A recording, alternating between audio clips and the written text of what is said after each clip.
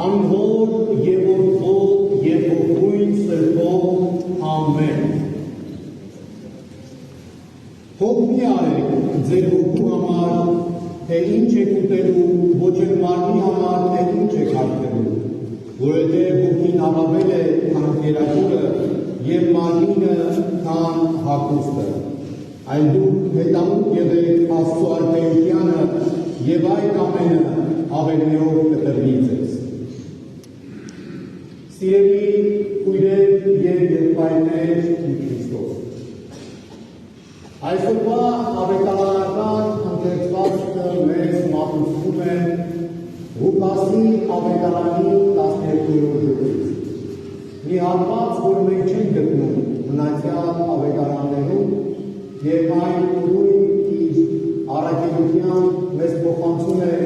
որոշակի պատգամ մեր կյանքի ընթացքի մասին։ Մարդը սիրիշտ հետամուտ է լինում կուտակելու նյութական բարիքներ, խնդիրներ ինչ-որ լուծելու, բայց այդ խնդիրները լուծելիս մենք միշտ մտածում ենք, որ հերթական անգամ եթե այդ խնդիրը ծագել է, ապա շատ ավելի լավ կազմակերպված կերպով պետք է այդ խնդիրը լուծենք, շատ ավելի արժեքավոր եւ թանկանոց մի միջոց գտնենք, որպեսզի այդ խնդիրը երկար ժամանակ մեր կյանքում ի հայտ չգա։ Եվ մենք այսպես շարունակ այդ վազքի մեջ ենք մեր կենցաղավարության և անընդհատ և մեզ կողքից փորձում ենք դիտել, տեսնում ենք, որ մենք անընդհատ այդ ձգտման մեջ ենք կուտակելու և կուտակելու։ Եվ այսօրվա ավետարանական ընթերցվածքը մեզ խոսում է ճիշտ այդ երևույթի մասին և ժողովրդի միջից մեկը մոտենում է Քրիստոսին և ասում է. «Վարդապետ, ասա եղբորս, որ ժամանակի ինչ է սարանում»։ Եվ Քրիստոս նրան պատասխանում է, ասելով. «Ով մարդ, ինձով դատավոր կամ բաժանարար կարգեց ձեր վրա»։ Եվ ապա դառնալով ժողովրդին պատմում է մի առակ, որը վերաբերում է ճիշտ այս երևույթին։ Եվ առակը շատ կարճ է, որովհետև Քրիստոս ներկայացնում է, որ եղել է մի մեծատուն մեկը, մեծահարուստ էր, ամեն ինչ ուներ, և ասում է հերթական տարում իր այգիները առատ հղումներ տվեցին, և շատ բերք հավաքեց, և քանի որ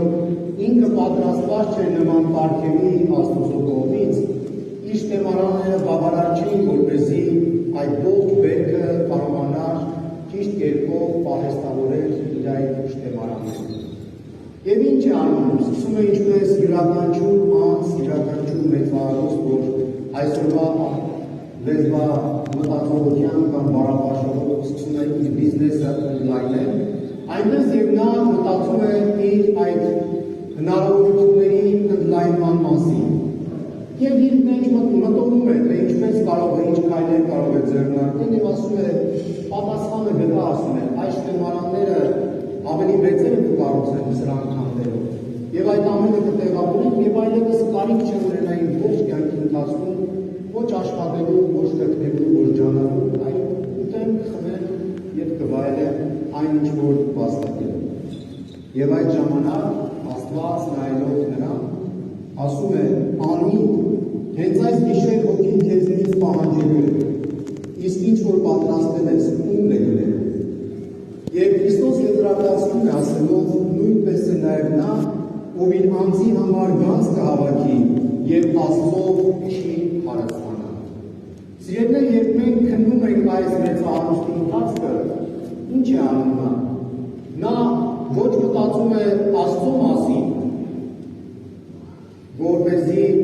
անդրադառնա, թե ի վերջո Աստված իրեն այս բարիքները տվել է և տվել է որոշակի նպատակով, որպեսզի նա կարողանա գործածել իր կյանքում սեփական անձի համար։ Դա նա չի որևէ կերպ քննում, բայց նաև մեծահարուստը չի մտածում մեկ այլ հարթության մեջ, որպեսզի դիտի իր կողքին գտնվողներին և անդրադառնա, թե արդյոք անհրաժեշտ է, որպեսզի ինքը կիսի իր այդ ունեցվածքը և կամ այն պարգևը, որ Աստծուց տրվել է իր կողքինների հետ, կարիքավորների հետ, ովքեր որ այդ չեն ունեցել Աստծուց եւ կամ այդ հնարավորությունները չեն ունեցել այդպիսի այգիներ ունենալու, բայց իրենց կողքին կա մեծահարուստ մեկը, որը Աստծու կողմից դրված է այդտեղ, որպեսզի նաեւ կարողանա իրենց օգնության հասնել։ Եվ այս երկու հարթություններում մենք տեսնում ենք, որ մեծահարուստը որևէ գործողություն չի ձեռնարկում, այլ համարում է, որ դա միայն իրեն է, դա միայն իր բաստակն է, դա միայն իր աշխատանքի պտուղն է, եւ հետեւաբար միայն ինքը պետք է այն բարի։ Այս կեցվածքի մեջ ցավոք սրտի շատ շատերս են, որովհետև մենք մտածում ենք, որ այն ինչ-որ ձեռք ենք բերել կյանքում, ինչին որ հասել ենք կյանքում, դա միայն մեր շնորհքն է, դա միայն մեր վաստակն է, եւ դա միայն մեր իմաստությունն է, որ մենք կարողացել ենք մեզ տրված այնպես դարձնել, որպեսզի առատացնենք եւ ինչ որ հանդերմանի հասնելը, որ մենք այլևս պիտի չաշխատենք, այլևս պիտի հոգ չտանենք, չպիտի մտածենք, թե ինչպես ենք այդ գանձերը մեր ծախսելու, որովհետև դա մեր կյանքի, միայն մեր կյանքի վայրենքի համար բավարար է։ Եվ այստեղ է, որ Քրիստոս հանդիմանում է յուրաքանչյուրիս, որ ասում է, որ այդպես պիտի լինի, այսինքն անձը պիտի կանգնի այդ աներամերի իրավիճակի առջև, որովհետև եթե գիշերը պիտի հոգին առնեն, ինչի համար էր տքնում այդ բոլոր ժամանակներում եւ մտածում, թե ինչպես պետք է այդ բերքը տեղավորի, չէ՞ որ եթե հոգին իրենից առնեն, դրիվ այլ անձանց է մնալու իր ողջ այդ վաստակածը։ Եվ ասում է այդպես է լինելու յուրաքանչյուր մարդու նկատմամբ, ով իր համար գանձը հավաքի եւ Աստծով չի հարստանա։ Ընտանեկան եկեղեցու հայրենից մեկը ասում է, երբ դու կերակրում ես չքավորին, աղքատին, դու Աստծուն ես կերակրում։ Երբ դուք սիրելիներ ձեր ունեցածը բաժանում եք Աստծո արարածների հետ, դուք այդպիսով Աստծուն եք հարստացնում, որովհետև Աստուծո տվածը ճիշտ տնօրինեցիք։ Եվ այս է ճանապարհը յուրաքանչյուր քրիստոնյայի, որովհետև Քրիստոս խրատում է իր աշակերտներին եւ ասում է. հոգ մի արեք ձեր հոգու համար, թե ինչ եք ուտելու, ոչ էլ մարմնի համար, թե ինչ եք հագնելու, որովհետև հոգին առավել է, քան կերակուրը եւ մարմինը, քան հագուստը։ Երբ ասում է այստեղ հոգ մի արեք հոգու համար, նկատի ունի ձեր կյանքի համար, ոչ թե հոգու, որովհետև առանց հոգու ակնհայտ է ձեր կյանքը դադարում է գոյություն ունենալ։ Սակայն ասում է ձեր կյանքի համար, թե ինչպես պիտի սնվեք, ինչպես պիտի դարմանեք ձեր մարմինը, այդ ամենի մասին հոգ մի արեք, որովհետև հոգին առավել է, քան կերակուրը եւ մարմինը, քան հագուստը։ Եվ օրինակ է բերում, ասում է նայեցեք երկնքի թռչուններին, ոչ աշխատում են, սակայն իրենք ստանում են այն, ինչ որ անհրաժեշտ է իրենց կյանքի համար։ Ասում են նայեք դաշտի Շուշանին, ոչինչ չի անում, սակայն իր զգեստների մեջ ավելի պերճալի եւ գեղեցիկ, քան Սողոմոնը, որ ուներ աշխարհի հարստությունները, սակայն նման զգեստներ իրեն համար չէր կարող կարել։ Եվ Քրիստոս ասում է, որ դուք պիտի հոգ չտանեք ձեր կյանքի համար, սիրելիներ, որովհետև ձեր հոգու փրկությունը, ձեր հոգու կեցվածքը, ձեր հոգու հարաբերությունը Աստուծո հետ միշտ առավել է, քան այն ուտելիքը, որով որ պիտի սնեք ձեր գոյությունը, եւ որևէ հագուստ, որ հագնեք, առավել է, քան ձեր մարմինը, որը պետք է ծառայեցնեք Աստուծո փառքի համար։ Ոչ թե հանցանքներին ծառայի, ոչ թե մեղքերի առատացմանը ծառայի, ոչ թե գայթակղությունների ծառայի ձեր շրջապատում գտնվող այլ մարդկանց համար, ոչ թե դուք այն ծածկեք այնպիսի զգեստներով, որ Սողոմոնը իր դարում չի ունեցել, այլ դուք ճիշտ գնահատեք ձեր կյանքը, ճիշտ գնահատեք այն պարգևը, որը ձեզ տրված է, որ դուք կարողանաք այն իսկապես ձեր հոգիների փրկության համար վաստակ դարձնել։ Եվ այս է պատճառը, որ Քրիստոս մեզ բերում է այս առատ օրինակները իր հետևորդների, իր աշակերտների, որպեսզի մենք անդրադառնանք, որ մենք այդ թերավատության մեջ պետք է դադարենք գոյատևել։ Այդ թերավատությունը եւ այդ ագահությունն է, որ մեզ հեռացնում են Աստծուց։ Այդ թերավատությունն է, որ մեզ տկարացնում է մեր հավատի մեջ եւ Աստծո նկատմամբ մեր վստահության մեջ, որովհետեւ Աստված հավատացեք, հոգում է յուրաքանչյուրի համար, հոգում է իր անմիջական ներգործության, իր անպայմանավոր ներկայությամբ, հոգում է ձեր ճանապարհին եւ ձեր կողքին կանգնեցնելով թե իր հրեշտակներին, թե իր ծառաներին եւ թե այնպիսի անձանց, ովքեր որ եկել են իբրև Աստուծո ձեռքին գործիք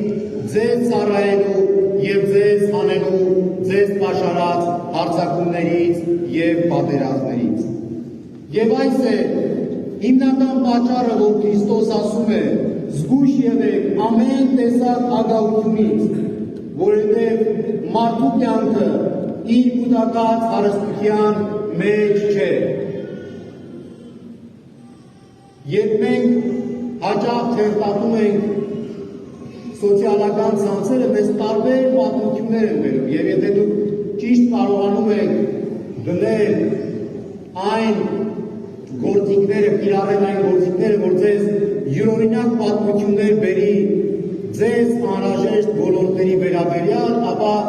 շատ շահեկան կարող է լինել դրանք ձեզ համար։ Եվ պատմություններից մեկ այն էր, որ մի մեծահարուստ մեկը որևէ կերպ չէր գտնում մեկ ուրիշի, որ իր համար, իր բժշկության համար անհրաժեշտ այդ ողնածուծի պատմվածքը տար, բջիջները տար, որ կարողանային իրեն ներարկել եւ ինքը այդպիսով փրկվել։ Հարուստ մեկն էր, անունը ամենուրեք դրված էր առաջի տողերում այն ցանկերի, սպասողների ցանկերի, որոնք որ հենց ի հայտ գար նման մեկը պետք է արժանանար այդպիսի փրկության։ Եվ ոչինչ չէր փոխվում նրա կյանքում, նա գնալով մարում էր։ Եվ երբ հասավ այնպիսի մի իրավիճակի, երբ բժիշկները այլևս անկարող էին որևէ կերպ նրա վիճակը թեթևացնել եւ չասել, թե նրան փրկել այդ վիճակից։ Ի վերջո հայտնվում է մի աղջնակ այդ նույն հիվանդանոցում, որ ուներ մեկ այլ տկարություն, սակայն այդ աղջնակն էր միակը, որ կարող էր նպաստել այս մեծահարուստի փրկությանը։ Եվ երբ դիմում են այս աղջնակի ծնողներին, եւ հենց այդ աղջնակին, որը շատ աղքատ ընտանիքի զավակ էր, այդ աղջնակը առանց մտորելու անմիջապես համաձայնվում է, որովհետեւ ասում է, իսկապես ես կարող եմ օգնել այս մարդուն։ Եվ երբ նրան ասում են, այո, կարող ես, նա չի բարանում, եւ հետեւաբար նաեւ ծնողները, որ անհանգիստ էին նրա առողջության համար, նրանք իրենց հերթին այդ քաջությամբ են լցվում, համարելով, որ դա թերևս այն զոհությունն է, որ իրենք կարող են իրենց կողմից անել,